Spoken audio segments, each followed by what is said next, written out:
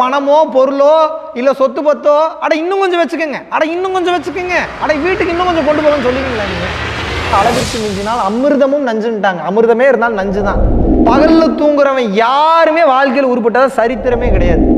இதை கீழே கொட்டலாமா இல்லை மறுபடியும் ரிட்டர்ன் எடுத்துட்டா நீங்களும் சாப்பிட மாட்டீங்க அந்த சாப்பாடு. அப்போ என்ன ஆகும்? வயிறு என்ன குப்பை தொட்டியா?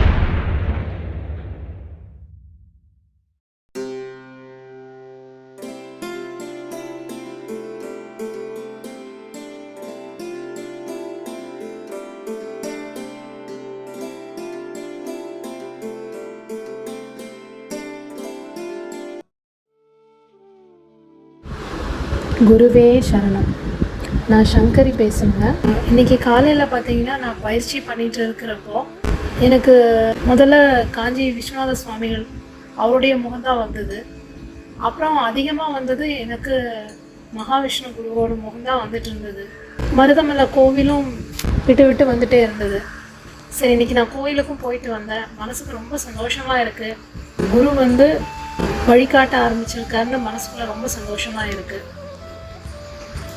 நன்றி குருவே. குருவே சரணம். அனைவருக்கும் வணக்கம். உங்கள் வீட்டுக்கு ஒருத்தங்க வர்றாங்கனாலோ இல்லை நீங்கள் ஒரு முக்கியமான இடத்துல இருக்கீங்கனாலோ முதல்ல இலை நிறைய இல்லை தட்டு நிறைய சாப்பாடு வச்சு பழகாதீங்க. அது இருக்கிறதுலே ஒஸ்டான ஒரு டைப்பு, ஒஸ்டான ஒரு கேரக்டர், ஒஸ்டான பழக்க வழக்கம். அது நீங்கள் உண்மையாகவே அவ்வளோ நல்லவராக இருந்தீங்கன்னா அட சாப்பிடுங்க, அட இன்னும் கொஞ்சம் வச்சுக்கோங்க, அட இன்னும் கொஞ்சம் வச்சுக்கோங்க, அட இன்னும் நிறைய வச்சுக்கன்னு சொல்கிறீங்களே. நான் என்ன கேட்குறேன் அப்படின்னா, சாப்பாடு எப்படி ஒரு கட்டத்துக்கு மேலே எப்படி போதும்னு சொல்லிடுவான்ற தைரியம் இருக்கிறதுல மிஞ்சி மிஞ்சி போனால் ஒரு சட்டி சோறாக அவன் சாப்பிட்ற போகிறான்ற அந்த தைரியம் இருக்கிறதுனால இன்னும் கொஞ்சம் வச்சுக்கோங்க, அட இன்னும் கொஞ்சம் வச்சுக்கோங்கன்றீங்க. ஆனால் இதுவே ஒரு பணமோ பொருளோ இல்லை சொத்து பத்தோ அட இன்னும் கொஞ்சம் வச்சுக்கோங்க, அட இன்னும் கொஞ்சம் வச்சுக்கோங்க, அட வீட்டுக்கு இன்னும் கொஞ்சம் கொண்டு போகணும்னு சொல்லுவீங்களா நீங்கள்? அப்போ இதில் உங்கள் சுயநலம் வெளிப்பட்டு விட்டதா? எது ஒன்று போதுன்னு சொல்கிறானோ அதை அதிகமாக கொடுக்குறதுக்கு தயார் நிலையில் இருக்கீங்க. எதோ ஒருத்தன் போதுன்னு சொல்ல மாட்டானா தரவே மாட்டீங்களே. உண்மையான அன்புன்னா எப்படி இருக்கணும்? எல்லாத்தையும் ஒன்று போலையே சாப்பாடு வைக்கிற மாதிரியே நீங்கள் எல்லாத்தையும் கொடுக்கணும். அட இன்னும் கொஞ்சம் வச்சுக்கோங்க, அட இன்னும் கொஞ்சம் வச்சுக்கன்னு கொடுக்கணும். நீங்கள் அதை பொருள் சார்ந்த விஷயங்களை அதிகமாக கொடுக்க முடியல அப்படின்னா நீங்கள் சாப்பாடை மட்டும் அதிகமாக வைக்கிறீங்க. அப்போது நீங்கள் உங்களோட ஆக்டிவிட்டி தவறுன்னு ஒத்துக்கிட்டு தானே ஆகணும். மிகப்பெரிய தவறு. அப்படி பண்ணாதீங்க. இதில் மிகப்பெரிய பிரச்சனை அவங்களுக்கு இருக்குது, சாப்பிட்றவங்களுக்கு இருக்குது. அவங்க ஏதாவது அர்ஜென்ட்டாக ஒரு வேலைக்கு போகிற மாதிரி இருக்கும், இல்லை பார்த்தீங்கன்னா வேறு ஏதாவது ஒரு முக்கியமான விஷயத்தை திங்க் பண்ணுற மாதிரி இருக்கும். நீங்கள் சாப்பாடு அதிகமாக வைப்பது அளவிற்கு மிஞ்சினால் அமிர்தமும் நஞ்சுன்ட்டாங்க. அமிர்தமே இருந்தாலும் நஞ்சு தான்.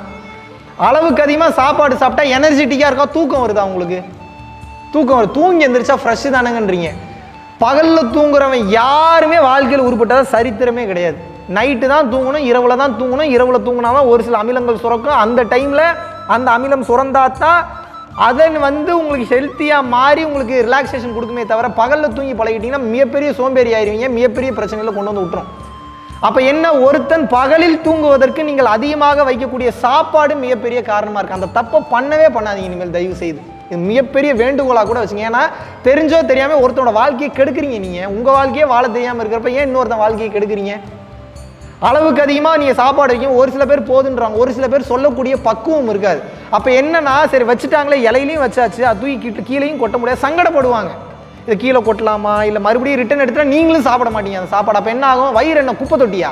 கண்டதை உள்ளே போட்டு போட்டு போட்டு போட்டு இது பண்ணுறது. முன்னாடி என்ன சாப்பிட்டாருன்னு தெரியாது, அடுத்து எங்கே போகிறாருன்றது தெரியாது. அவர் வண்டி ஓட்டுவாரா இல்லை இப்போ தூக்கத்தில் தூங்குவாரா? வண்டியில் ஓட்ட ஓட்ட தூக்கம் தூங்கிட்டார், இல்லை டயர்டாக இருக்குது அப்படின்னா எங்கே போய் தூங்குவார்? அவருக்கு போகிற வழியில் ஒரு விபத்து நடந்துச்சுன்னா நீங்கள் பொறுப்பேற்றுப்பீங்களா? முதல்ல யோசிச்சு பாருங்கள். சாப்பாடு வைக்கிறதுன்றது அவ்வளோ பெரிய விஷயம் இருக்குது. நீங்கள் ரெண்டாவது சாப்பாடு வைக்கிற இன்னொரு தன்மை இருக்குது. நீங்கள் என்ன மனநிலையில் சமைச்சிங்கன்ற ஒன்றும் இருக்குது.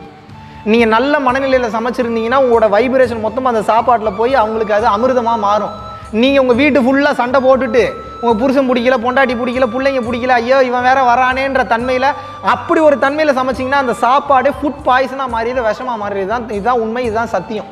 வேதாத்ரி மகரிஷி சொல்லியிருக்கிறாரு, வள்ளலார் சொல்லியிருக்கிறாரு, உங்கள் எண்ணம் போல வாழ்க்கை என்பது என்ன? எண்ணம் போல உணவு, உணவு போல உடம்பு, உடல் போல வாழ்க்கை, அந்த வாழ்க்கை போல தான் உங்களுக்கு செல்வம் வளம் என்பது பெரும். எல்லாமே ஒன்னோட ஒன்று இன்டர்லிங்க் கனெக்ட் ஆகிருக்கு. நான் என்ன சொல்கிறேன்னா, நீங்கள் வைக்கக்கூடிய சாப்பாடு வள்ளல் பெருமான் என்ன சொல்கிறாரு?